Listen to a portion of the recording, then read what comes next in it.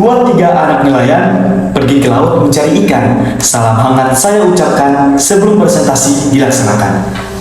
Assalamualaikum warahmatullahi wabarakatuh. Shalom, Om Swastiastu, salam sejahtera bagi kita semua. Di video ini, saya akan menjelaskan kepada penonton sekalian sebuah materi yang berjudul pelayanan publik. Jadi pelayanan publik merupakan materi semester 4 Institut Pemerintahan Dalam Negeri, Program Studi Administrasi Pemerintahan Daerah, Fakultas Manajemen Pemerintahan, IPDN Kampus Kalimantan Barat. Sebelum masuk dalam pembahasan materi, ada baiknya kita saling mengenal terlebih dahulu.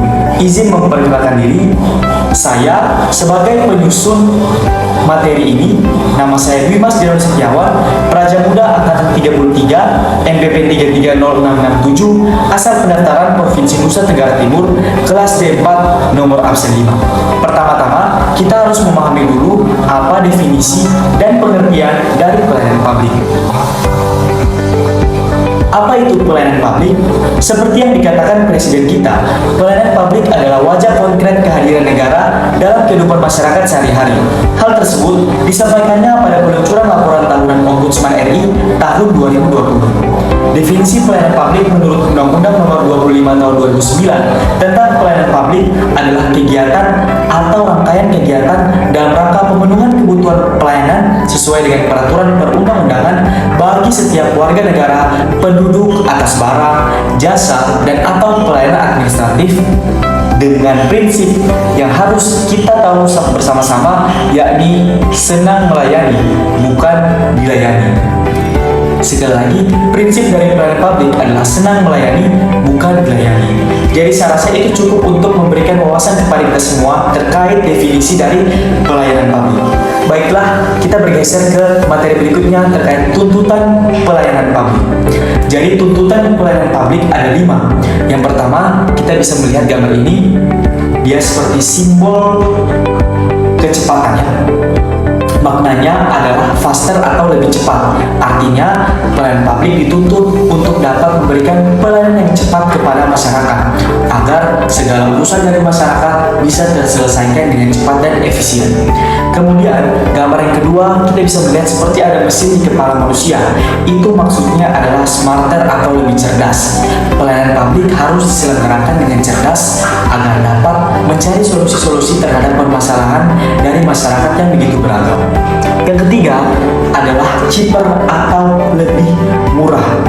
Murah dalam hal ini agar pelayanan publik itu dapat dijangkau oleh seluruh masyarakat yang memiliki latar belakang ekonomi yang berbeda-beda. Yang keempat adalah easier atau lebih mudah. Maksudnya adalah pelayanan publik itu dapat terselenggarakan dengan lebih mudah agar dapat memudahkan urusan dari masyarakat. Dan yang terakhir adalah better atau lebih baik. Pelayanan publik dituntut untuk berkembang setiap harinya. Dari zaman sebelumnya ke zaman saat ini hingga masa depan harus berkembang lebih baik di setiap zamannya. Jadi itu adalah 5 tuntutan dari pelayanan publik. Baiklah, kita bergeser ke ruang lingkup pelayanan publik. Jadi apa saja ruang lingkup dari pelayanan publik? Pelayanan publik itu meliputi barang, jasa, dan juga administratif. Mari kita bahas satu persatu. Yang pertama adalah barang. Berdasarkan Peraturan Pemerintah Nomor 27 Tahun 2014 tentang pengelolaan barang milik negara atau daerah, PP 27 Tahun 2014, sebagaimana diubah dengan PP 28 Tahun 2020. BMN atau barang milik negara adalah semua barang yang dibeli atau diperoleh atas beban anggaran pendapatan dan belanja negara atau APBN atau berasal dari perolehan lainnya yang sah.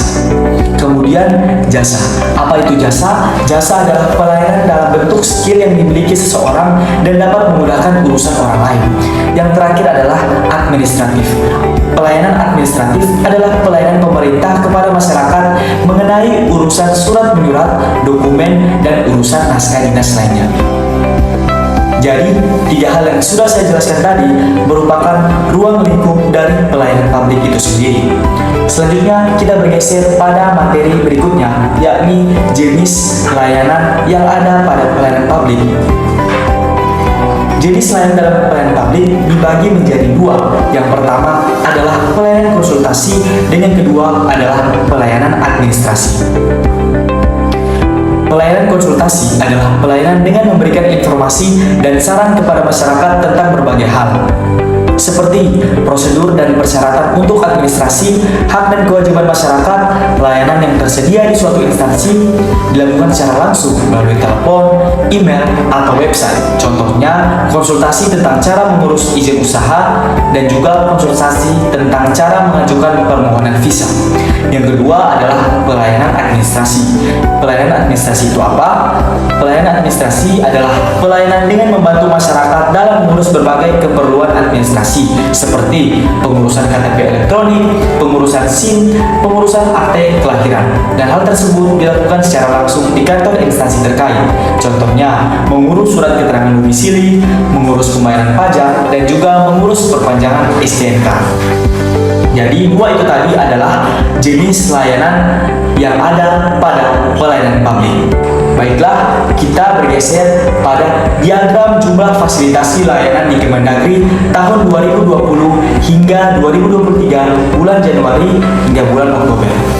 Jadi diagram ini menjelaskan tentang 3 jenis pelayanan, yakni pelayanan administrasi, pelayanan konsultasi, dan konsultasi online, beserta jumlah penggunanya di lingkup Kemendagri. Jadi warna merah itu berarti tahun 2020, warna kuning itu tahun 2021, warna hitam itu tahun 2022, dan warna biru itu artinya tahun 2023. Pada diagram ini bisa kita lihat bahwa pelayanan konsultasi menjadi yang paling banyak digunakan di Kemendagri dengan nilai puncuknya pada tahun 2020.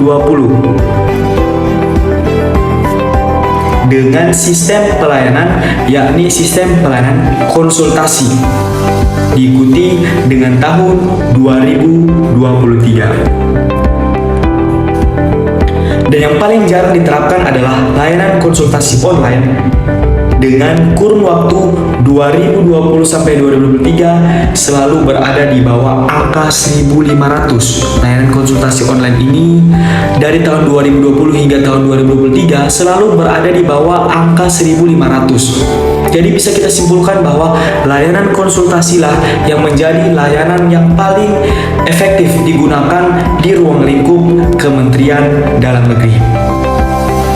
Jadi itu adalah contoh diagram mengenai fasilitas pelayanan yang diterapkan di Kementerian Dalam Negeri, apa yang efektif, apa yang sering digunakan, dan apa yang jarang digunakan di Kementerian Dalam Negeri.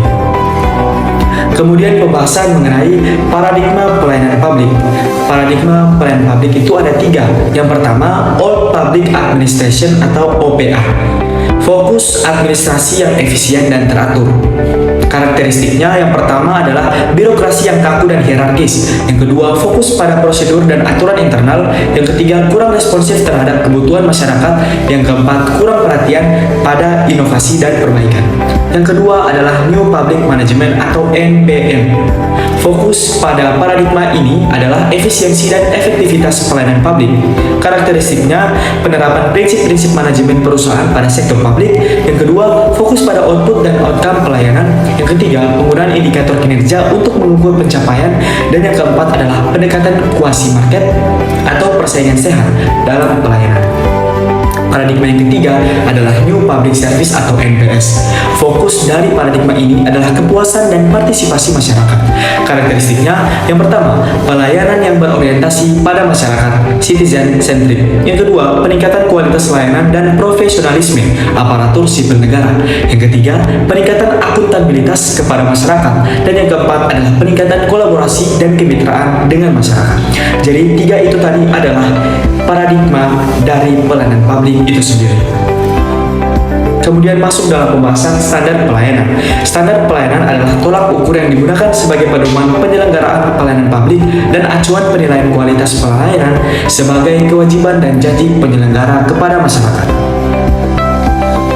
Di sini kita juga akan membahas apa sih hubungan standar pelayanan dengan peraturan pemerintah nomor 2 tahun 2018. Jadi, peraturan pemerintah nomor 2 tahun 2018 tentang standar pelayanan publik merupakan peraturan pemerintah yang mengatur tentang standar pelayanan publik yang wajib dipenuhi oleh penyelenggara pemerintah publik.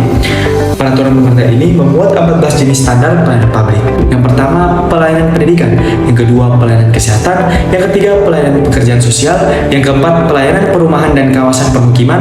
Yang kelima, pelayanan persampahan dan pengelolaan limbah. Yang keenam, pelayanan air minum. Yang ketujuh, pelayanan transportasi. Yang kedelapan, pelayanan komunikasi dan informatika. Yang kesembilan, pelayanan ketahanan pangan. Yang kesepuluh, pelayanan kelautan dan perikanan. Yang kesebelas, pelayanan pertanian. Yang kedua belas, pelayanan agraria. Yang ke-13 pelayanan perizinan dan non-perizinan, dan yang ke-14 adalah pelayanan administrasi kependudukan.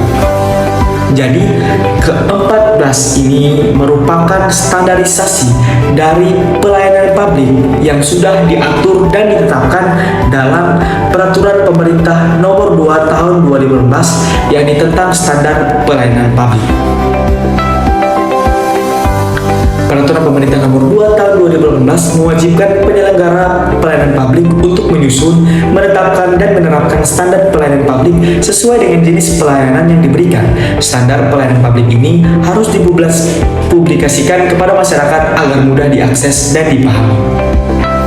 Kita sampai ke penghujung presentasi kali ini. Kesimpulannya, yang pertama, pelayanan publik adalah segala bentuk kegiatan yang dilakukan oleh penyelenggara pelayanan publik untuk memenuhi kebutuhan masyarakat. Yang kedua, pelayanan publik yang baik merupakan kunci untuk mencapai tujuan pembangunan nasional. Penyelenggara pelayanan publik dan masyarakat harus bersama-sama bekerja sama untuk meningkatkan kualitas pelayanan publik. Dan yang terakhir, marilah kita bersama-sama bekerja sama untuk meningkatkan kualitas pelayanan publik di Indonesia. Sekian dan terima kasih. Terima kasih banyak karena sudah menyimak video penjelasan materi terkait pelayanan publik ini. Semoga informasi yang saya sampaikan bisa bermanfaat untuk kita semua. Sekian, akhir kata saya ucapkan wassalamualaikum warahmatullahi wabarakatuh. Shalom, Om Santi Santi Santi Om.